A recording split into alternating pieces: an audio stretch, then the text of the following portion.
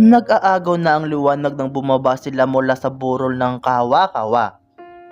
Sumakay silin sa harap ng owner type jeep na dala-dala ni Tim. Masayang masaya ang kanyang pakiramdam. Ito na yata ang pinakamasaya niyang kaarawan. Tinapunan niya ng tingin ang binata habang banayad nilang binabagtas ang bako-bako at may kariktang daan pababa sa burol. Kung nakilala niya agad ang binata noong una pa, baka hindi niya pinangarap na maging Doktora Lina Abarintos. Baka mas ginusto niyang maging simpleng Mrs. Linda E. Domingo. Nangiti si Lynn sa iniisip. Any food for thought? Sinulyapan siya ng katabing nagmamaniho sa jeep na kanilang sinasakyan. Pinukaw nito ang pagmumuni-muni ni Lynn. Mukhang malalim ang iniisip ng misis ko ah. Misis? Natuwa siya sa sinabi ng katabi. Pero misis agad? Hoy mister, nahalikan mo lang ako kanina. Misis na agad? Sabi niyang nakairap. Pero ngiti-ngiti siya. Damang-dama ni Lynn na totoong gusto niyang maging katotohanan na maging kabiyak ng dibdib ng lalaking ito. Well, 13 na ako at 26 ka na. We will never be any younger. Nung nakita kita sa hardin ng hotel sa Sorsogon City, I feel it. Ikaw yung itinuturo ng puso ko. Sabi nito habang nakatutok ang paningin sa pasanga-sanga at palikulikong daan palabas sa burol. Kinikilabutan si Lynn habang nanonood sa kanyang pandama ang sinasabi ng binata. Kasi pareho sila ng nararamdaman. Kay tagal na nakasara ang kanyang puso sa sinasabi nilang pag-ibig. Sa mga panahong ginugol niya sa loob ng kanyang 26 years, wala siyang natatandaan na nagkaroon siya ng mga crush o mga atraksyon kanino man. Doon lang din sa hardin ng hotel na yon, sa kanya nadamang ligalagi ng isang banyagang damdamin. Seryoso ka ba sa sinasabi mo? Arok niya sa kausap. Nakita ni Lynn na bumulaga na sa kanila yung main highway at napuno na yung maluwag na kalsada ng mga mabibilis na mga bus at mga pribadong sasakyan. Oo naman, nag-isip nga ako kung tatanggapin ko pa yung alok na fellowship ng isang university hospital sa Australia. Natilihan si Lynn sa narinig. Mag-a-abroad siya? Hindi niya naisatinig yung gusto niyang sabihin nang pumarada sila sa tapat ng isang first class na hotel sa Legazpi City. Pagkaraang maiparada ng maayos ang dalang sasakyan, inalalayan si Lynn ni Tim na bumaba mula sa sasakyan. Iginala ng dalaga ang paningin sa paligid. Maganda ang facade ng hotel. Mas maganda yung hardin restaurant sa loob nito. Parang sunod-sunuran lang si Lynn sa binata. Dumaritso sila sa counter ng garden restaurant. Kinausap nito yung tagapamahala. Maya-maya ay lumabas ang head waiter at sinamahan sila sa dulo ng garden restaurant na may nakaayos na tapiti yung lamisa. Parang naka-reserve na yung lamisa. Happy birthday, Lynn! Bulong ng binatang professor kay Lynn. Parang ibig maiyak ng dalaga. Surprise ako sana sa iyo ito, sabi nito. At nagtagpo na naman ang kanilang mga titig. Muling naramdaman ng dalaga ang mabilis na pagsikdo ng kanyang dibdib. Pero masigit na masaya yung sorpresa mo.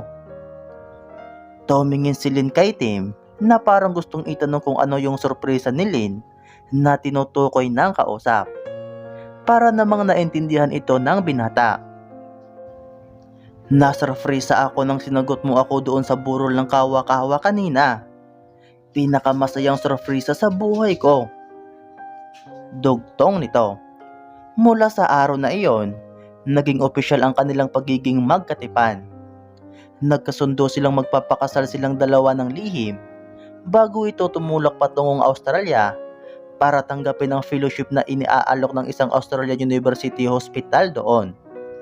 Magtuturo si Tim at magiging resident doktor doon. Sa loob ng isang taon, babalik siya para formal na hingin ang kamay ng dalaga. Magpapakasal sila sa simbahan at dadalhin niya ang magiging may bahay sa Australia.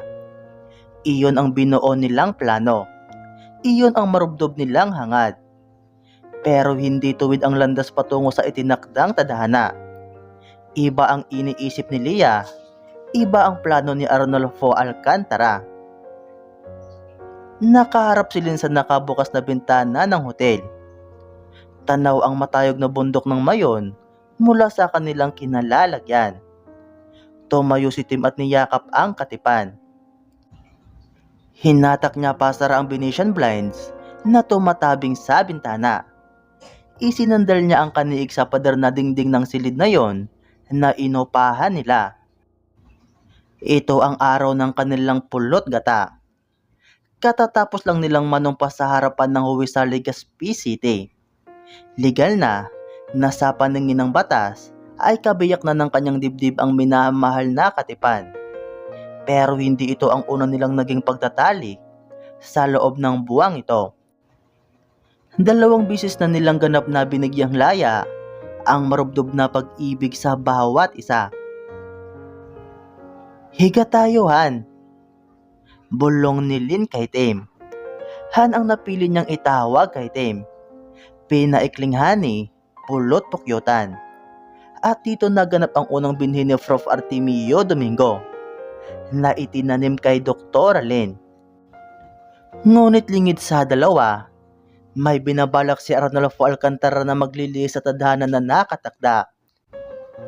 Ilang buwan na rin ang nakalipas matapos ang symposium sa Sorsogon City. Subalit hindi niya makalimutan ng doktora na bumihag sa puso niya. Nasa kanyang pad si Arnie. Penthouse ito ng matayog na gusali na pag-aari ng kanyang ama sa isang barangay sa financial district ng Makati City. Umiinom siya ng paborito niyang whiskey. Hindi niya matanggap sa sarili niya na parang hindi oobra sa doktora ang panliligaw niya dito. Nakailang balik na siya sa ospital na pinaglilingkuran nito, pero iniiwasan siya nito. Hayagan ang ginagawa nitong pag-iwas sa kanya at hindi ito matatanggap ni Arnie. Marahil lasing lang siya sa iniinom na whiskey, pero may binuo siyang balak. Kailangan niyang paghandaan ito. Sa pamamagitan ng koneksyon ng kanyang ama, nagawa niyang kuhanan ng pasaporte si Lynn.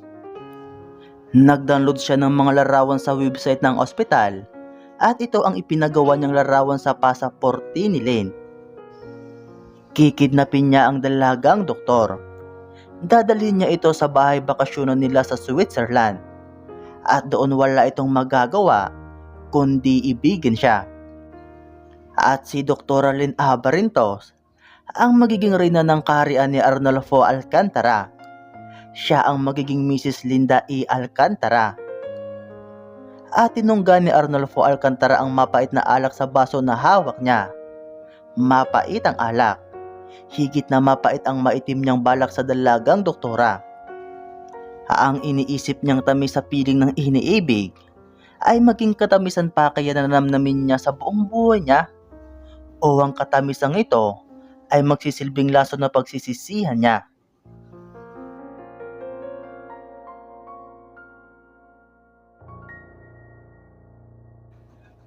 Kalalabas lang ni Lynn mula sa ospital. Hindi siya susunduin ni Tim. Tumawag ito kanina sa kanya. Hindi maipaliwanag ni Lynn yung mga pagbabago sa kanyang katawan. Ilang umaga na napuna niyang parang gusto niyang masuka. At sa hapong ito, parang gustong-gusto niyang kumain ng itlog na maalat. Nagtataka siya sapagkat isa ito sa mga ulam na hindi niya gustong kainin. Pero parang may nagdidikta sa kanyang otak na kailangan niyang kumain ito. At sa di kalayuan sa gitnang ospital ay may isang grocery store na nagtitinda ng itlog na maalat. Mabilis siyang pumasok sa loob ng grocery store at agad na tinungo ang mga tray ng itlog na maalat. Kumuha siya ng 3 piraso. Dinala niya sa counter at binayaran. Hindi niya napansin na isang itim na van ang humimpil sa may harap ng grocery store. Paglabas ni Lynn sa pintuan ng grocery store, mabilis na lumapit ang 2 lalaki na sakay ng van. Aaral ang kanilang mga kilos. Walang 5 minuto ang ginugol ng dalawa at agad nilang naisakay ang doktora sa nakahimpil na itim na van. "Sir, nakuha na namin yung target. We'll go to Rindy's boss." Lihim na napangiti si Arnie nang marinig ang sinabi ng kausap sa walkie-talkie. Parang gusto niyang tumalon sa tuwa. "Okay, keep the target safe. See you at the Rindy's boss." Pinaharurot ni Arnie ang minamanihong Mercedes-Benz. Magkakaroon na ng katuparan ang kanyang obsesyon na maangkin ang magandang doktora na bumihag sa kanyang puso. "Hindi mo pagsisisihan, Doktora Abarintos, na maging reyna ng kaharian ni Arnolfo Alcantara," sabi niya sa isip niya, at muling sumagi sa isipan niya ang maamang mukha ng doktora. Ang magagandang mata nito, ang biloy sa magkabilang pisngi na parang kay sarap-sarap hagkan. Ang alindog nitong nagpapainit sa kanyang imahinasyon. Buo na ang plano niya. Pagdating sa lugar ng kanilang tipunan ng kanyang mga personal na mga bodyguard na inatasan niyang kumidnap sa doktora, nandoon na sa paliparan ng Legazpi City Domestic Airport ang kanilang private jet. Ililipat niya ang doktora sa kanyang Mercedes-Benz para dalhin sa airport. Nakahanda na ang kanilang flight kinabukasan papuntang Switzerland. Nagising si Lynn mula sa pampatulog na ipinaamoy ng 2 lalaki na dumukot sa kanya sa harap ng grocery store. At natagpuan niya ang sarili na nasa tabi ang nagmamaniyong si Arnolfo Alcantara. Binabagtas na nila ang matarik na daan papuntang Legazpi City Domestic Airport. Ang unang pumasok sa isip ni Lynn ay si Tim. Nahuhulaan na niya ang gustong mangyari ng katabi. Ipinadukot siya nito. Naramdaman ni Lynn ang pagtulak ng pagkasuklam sa lalaking katabi. At bilang instinct, bigla niyang inagawang manibila sa katabi. Nagulat ito. Hindi niya namalayan na nagising na ang magandang doktora. Matuloy ng takbo ng Mercedes-Benz. Nang kinabig ni Lynn ang manibila ng sasakyan, instinct din na agad ding binawi pa kabig ni Arnie. At hindi niya napansin ang paglitaw ng humahagibis na truck ng kopra sa kabilang linya. Huli na para maiiwas niya ang sasakyan. Pero nagawa niyang kabigin ito para iiwas sa direktang pagsalpok ng bahaging kinaroroonan ni Lynn. Parang isang milagro na hindi sumalpok sa kasalubong na truck ang minamaniyong sasakyan ni Arnie. Pero hindi ito nakaiwas sa pagkahulog sa gilid ng daan. May wisyo pa si Arnie nang dumating ang ambulansya na tinawag ng mga nakasaksi sa aksidente. Naipit siya sa manibila ng sinasakyan. Kung hindi sa airbag, malamang mas malaki ang pinsala na natamo ni Arnie, subalit masigit ang kanyang pag-aalala sa sakay na doktora. Tumama ang ulo ni Lynn sa dashboard ng kotse. Wala pa rin itong malay hanggang sa ipasok sila sa ER ng Albay Doctors Hospital. Parang hindi alintana ni Arnie yung pagkawalan ng kanyang pakiramdam mula sa kanyang tiyan hanggang sa kanyang balakang. Ang nasa isip niya ang kalagayan ni Lynn. Sa mga sandaling ito lalo niyang naramdaman ang marubdob na pagmamahal sa sakay na doktora. At parang gusto niyang magsisi sa kanyang nagawa. Ano na namang kalokohan nito, Arnie? Malumanay, pero daman niya ang tinitimping galit sa boses ng ama. Kinabukasan na nang ito ay dumating sa ospital na kanilang kinaroroonan. Wala pa ring malay si Lynn na inilipat na sa isang pribadong kwarto kasama ni Arnie. At sino naman siya? Inginuso ng amang dating senador ang nasa kabilang kama. Fiancé ko, Dad, si Dr. Arlene Abarintos. Pagsisinungaling ni Arne. Papunta kami ng airport. Magbabakasyon sana kami sa Switzerland. Tuloy-tuloy niyang pagsisinungaling. Tiningnan ni dating Senador Manuel Alcantara ang nasa kabilang kama na sinasabi ng anak na fiancé nito.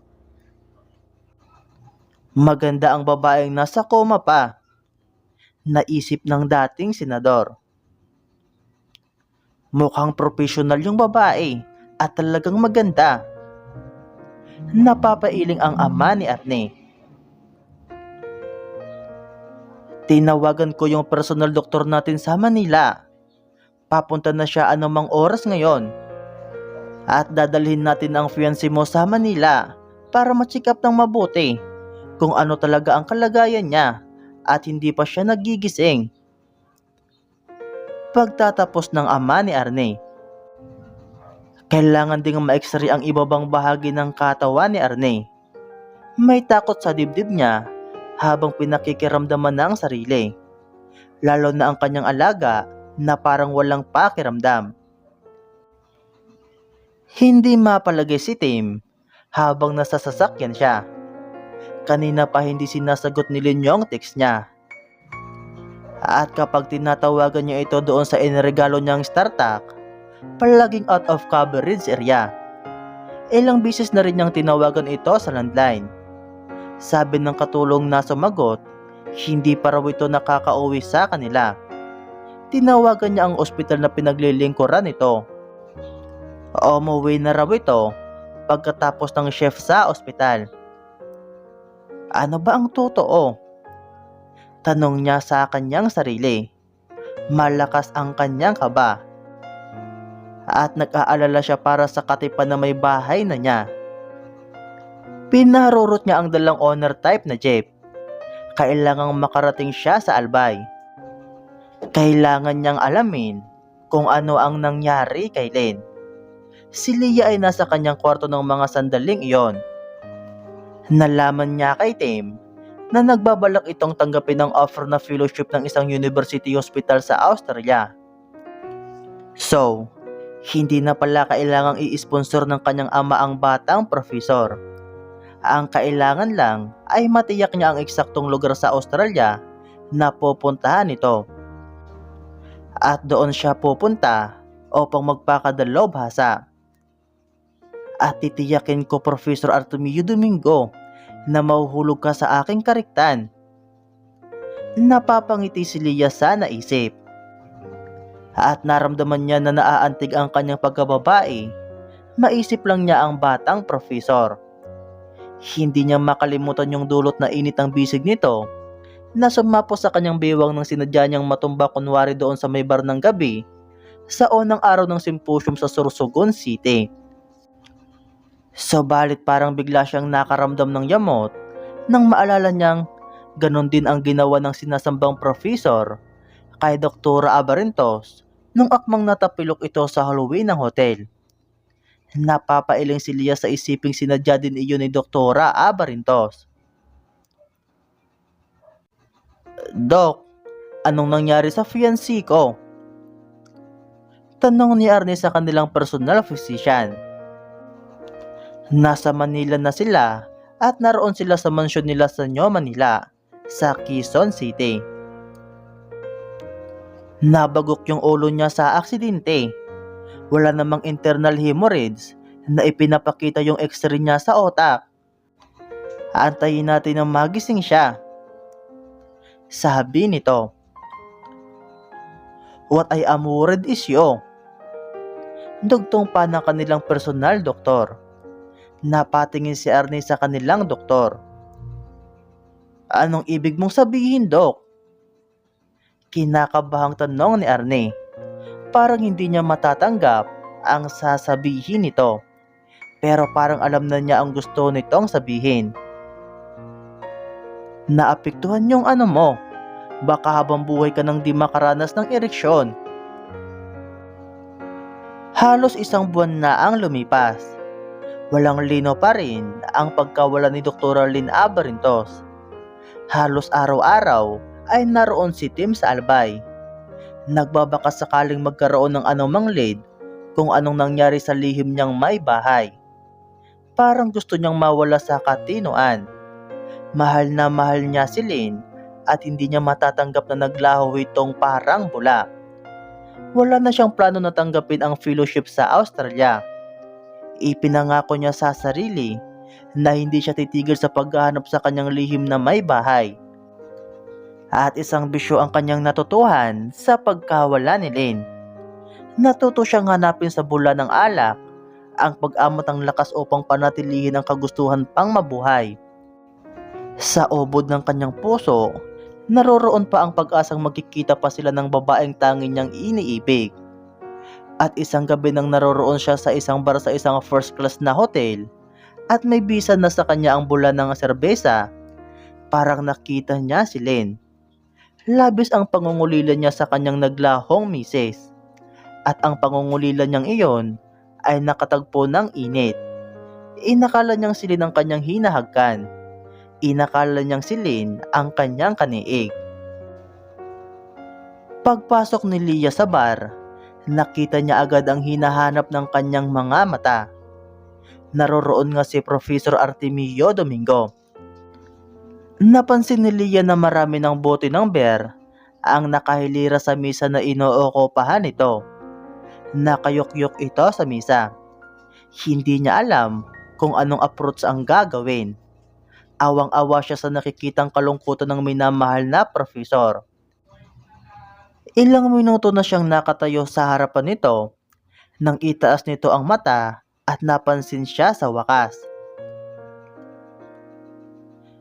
"Lane, you know how much I miss you," wika ng lasing na profesor. Hinatak nito si Leah palapit sa kanya. Hindi malaman ni Leah kung ano ang gagawin ng mga sandaling iyon. Habag at pagmamahal ang pumapasok sa kanyang isipan sa nakikitang anyo ng minamahal na profesor. "Alam mong mahal kita." Hindi nakatinag sa kinatatayuan si Leah nang bigla siyang yakapin ng mahigpit ng lasing na profesor. "Lasing ka na, Tim." Marahang bulong ni Leah sa nakayakap na profesor. "Kaya mo pa bang umuwi?" Bulong niya uli sa kaharap. Pero hindi na ito sumagot.